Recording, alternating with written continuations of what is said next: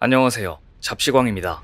얼마 전 1조 규모의 K9 자주포가 루마니아에 수출된다는 소식이 전해졌습니다. 하나 에어로스페이스는 1분기 내 루마니아와의 계약 규모, 납품 기간을 발표할 것이라고 밝혔는데요. K9 53원을 수출하는 내용으로 계약 규모는 1조 원이 넘는 것으로 알려져 K9은 글로벌 방산시장의 스테디셀러 자리를 굳건히 했습니다. 그런데 그동안 K9 자주포의 강력한 라이벌이었던 자주포가 시장에서 제거될 것이란 전망이 나오자 한국 방산업계가 환호했습니다. 반면 중국은 K9 자주포를 깎아내리기에 여념이 없는데요. 오늘은 개발 계획을 전격 취소한 K9 자주포의 유일한 라이벌은 무엇이고, 미국은 왜 이 자주포 개발을 포기한 것인지, 또 중국은 왜 갑자기 K9 자주포에 대해 험담을 늘어놓으며 분노 버튼을 눌렀는지 이 소식 자세히 전해드립니다. 지난 2020년 있었던 실사격 시험에서 약 70km 거리의 표적을 정확히 타격하며 뛰어난 성능을 뽐냈던 미 육군의 M1299 얼카 자주포 개발 프로그램이 폐기되었다고 합니다. 이미 지난 가을 개발 프로그램이 중단됐다고 하는데요. 중단된 이유로는 기술적 문제가 언급됐는데 58구경장 주포의 마모가 예상보다 심했다고 합니다. 그런데 M1299 얼카를 대체할 차기 자주포 프로그램에 대한 언급은 전혀 없는 것으로 봐서 아무래도 당분간은 M109를 마르고 닳도록 사용할 모양입니다. M109는 현재 A7형까지 진화한 상태인데, 같은 M109라고 해도 반자동 장전장치와 전기 구동장치 등이 적용돼 한국의 K55A1과 유사한 수준으로 개량되어 있습니다.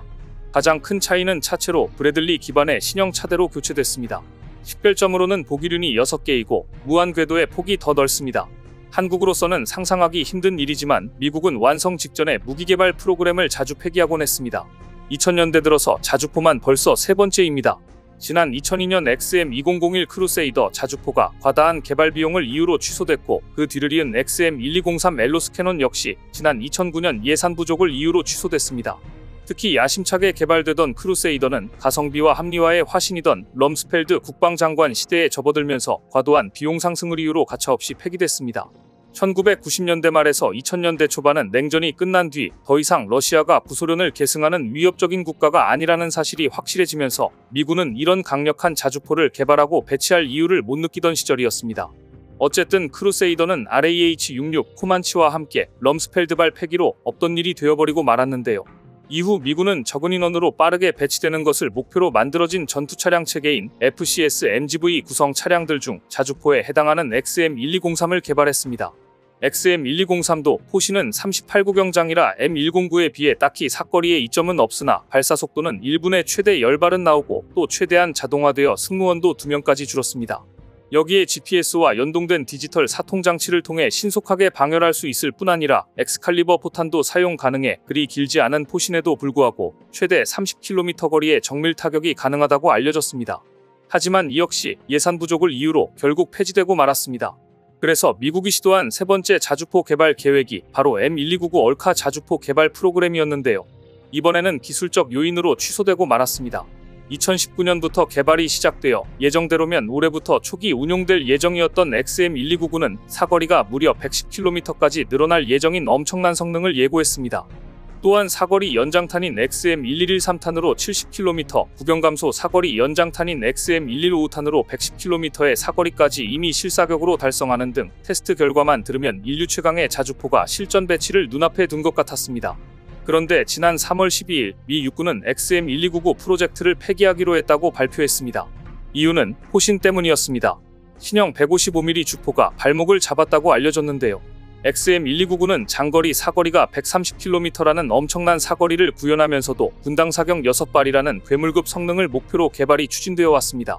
하지만 현존 기술로는 달성하기 어려운 과도한 목표 설정으로 기술적 결함과 비용 폭증을 불러온 것으로 알려졌는데요. 미 육군은 시제품들의 사격 테스트를 실시한 결과 기준치를 크게 밑도는 사격 발수에도 포신이 과도하게 마모되는 현상이 발견됐고, 포신의 마모도가 예상보다 심각해졌지만 제작사인 BAE 시스템즈가 이를 적절한 시간 안에 해결할 기미가 안 보였기 때문에 XM1299 개발 프로그램은 완전 폐기하겠다고 발표했습니다. 그러면서 앞으로 기존 자주포 가운데 대안을 구할 것이라고 밝혔습니다. 결과적으로 미국의 자주포는 이제 M109 패밀리를 보고 또 볼 수밖에 없을 듯합니다. M109 시리즈는 1960년대부터 현재까지 정말 수많은 개량을 거치면서 현재의 M109A7은 과연 M109라고 불러도 되나 싶을 만큼 초기의 M109와는 공통된 부분이 거의 없는 실정인 테세우스의 자주포급인 상황이지만 기본적인 설계가 가지는 한계를 완전히 극복하지는 못했다는 평가를 받고 있는데요. 어찌되었든 세 번의 시도가 모두 무산되다니 미군은 천조국의 명성에 어울리지 않게 포병 전력에 대한 투자가 비교적 소홀한 편인데요. 공군의 입김이 강력해서 포병은 밀린다는 후문입니다. 비슷한 이유로 미군의 야전 방공 전력은 약하다는 평가입니다. 이로써 천하의 미군도 다음 세 가지는 몇 번이나 시도를 했음에도 개발하지 못하고 있습니다.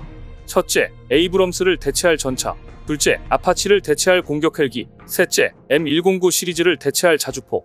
그런데 문제는 XM1299가 캔슬되면 미 육군의 자주포 격차는 다른 나라들과 비교해 더 벌어진다는 점입니다. 이미 미 육군은 우리나라와 비교해도 자주포 사거리의 열세를 겪는 실정인데요. 중국도 이미 52구경장 포신을 갖춘 155mm 자주포를 실전 배치한 상황인데 이걸 단숨에 만회하겠다고 하던 시도가 좌절된 것입니다. 그래서 미 육군은 올해 여름 가장 빠른 대안을 물색할 예정인데 여기에는 다른 나라에서 이미 개발된 제품의 구매도 포함될 것으로 알려졌습니다. 이미 독일 라인메탈사의 52구경장 주포를 M109A7에 통합한 시제품이 BAE 시스템즈에 의해 완성되어 시험 사격까지 마쳤는데 이것만으로도 사거리 면에서 PZH-1000이나 K9과 동등한 수준은 나오는 만큼 급한 불은 끄는 셈이니 미 육군이 꽤 진지하게 검토할 가능성이 높아 보이는데요. 결국 이제 K9의 경쟁자는 아무도 없게 됐습니다. 강력한 경쟁자가 사라졌으니 말입니다. 이런 소식이 나오자 중국이 갑자기 발끈해 K9 자주포를 비난하며 억지 꼬투리를 잡기 시작했습니다. 얼마 전 중국 인민망은 호주가 한국에서 수입한 K9 자주포의 호주형인 AS9 시험 사격을 했다는 소식을 전하면서 실제 전투에서는 K9 자주포의 성능이 이상적이지 않다는 뜬금없는 지적을 했습니다. 중국 인민망은 K9 자주포가 북한의 연평도 공격대 고장이나 제대로 작동하지 않았고 K9 자주포의 국산화율이 떨어져 나중에 장비 유지보수 부담이 가중된다고 지적했습니다. 하지만 K9의 국산화율은 80%에 달합니다. 그런데도 이렇게 중국이 터무니없는 지적을 하는 것은 자신들과 각을 세우고 있는 호주가 한국산 K9 자주포 30문과 K10 탄약운반 장갑차 10대를 구매했는가 하면 한국의 미래형 궤도 보병전투 장갑차인 레드백 장갑차 129대까지 계약하자 긴장하기 시작한 것입니다. 또한 호주가 국방비로 111억 호주 달러를 추가 지출하겠다고 발표했고 함대도 지속적으로 더 구매해 해양 국방력을 강화할 움직임을 보이자 괜한 딴지를 걸어 호주의 심기를 불편하게 할 의도인데요. 호주뿐 아니라 인도도 K9을 대량 생산하며 특히 중국 국경지대에 집중 배치하자 한국산 무기를 깎아내리는데 열중하고 있는 것입니다. 최근 인도는 한화 에어로스페이스의 기술 이전으로 현지 생산한 K9 바지라 자주포를 중국과의 국경 분쟁 지역에 실전 배치했습니다. 보시는 것처럼 K9 바지라는 인도군의 납품 전 성능 시험을 위해 최소 3개 부대가 라다크로 보내져 평가했는데요. 인도군은 작년부터 중국과의 국경 분쟁을 위해 실질 재선을 따라 라다크 동부에 K9 바지라를 자주포 연대를 배치하고 있습니다. 당시 작전 준비를 검토하기 위해 라다크를 방문한 인도 육군 참모총장은 K9 바지라는 고고도 지역에서도 작동할 수 있으며 현장 시험은 매우 성공적이었다. K9 바지라 배치를 전체 연대에 추가한다고 발표했습니다. 현재 인도군이 도입하거나 주문한 K9 바지라는 총 400문이지만 인도는 중국 제압용으로 K9 바지라 추가 주문도 검토하고 있습니다. K9의 영상을 공개한 나라는 노르웨이와 핀란드도 있습니다. 최근 노르웨이는 러시아가 보란 듯 K9 자주포를 동원해 강도 높은 훈련을 하는 모습을 공개했습니다. 노르웨이는 K9 자주포의 위용을 볼 수 있는 훈련 모습을 공개한 것은 물론이고 러시아와 국경을 맞댄 나라로서 지금 있는 자주포 전력으로는 만일을 대비하기에 턱없이 부족해 핀란드와 함께 자주포 수량을 더 늘리려는 움직임도 감지되고 있습니다. 핀란드는 한화 에어로스페이스의 중고 K9 자주포 수출명 K9FIN 무카리를 개량하기로 했습니다. 핀란드 국방부는 K9 자주포에 대한 개조 작업을 수행하기 위해 밀로그 5위와 810만 유로 약 117억 원 상당의 계약을 체결했다고 발표했습니다. 밀로그는 올해부터 오는 2030년까지 155mm 탄약으로 무장한 K9 자주포 48문을 개조할 예정인데요. 2006년 설립된 밀로그는 핀란드 육군과 해군의 장비 유지보수를 담당하는 회사입니다.